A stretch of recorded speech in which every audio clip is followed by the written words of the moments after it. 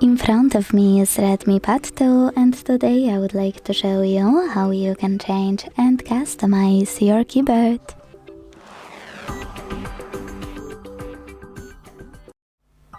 Begin by launching your keyboard and clicking on this icon of a color palette at the top of it. Then select one of those themes by clicking on the perfect one for you. I will go with this one. Manage keyboarders thanks to this switcher and hit apply at the bottom right corner. So when I do that, as you can see, theme of my keyboard has changed. If you want to customize it though, click on the same icon and this time use this plus under my themes.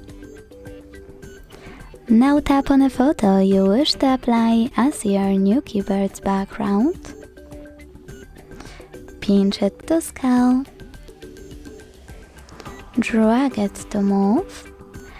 And select Next. Adjust brightness by swiping left or right.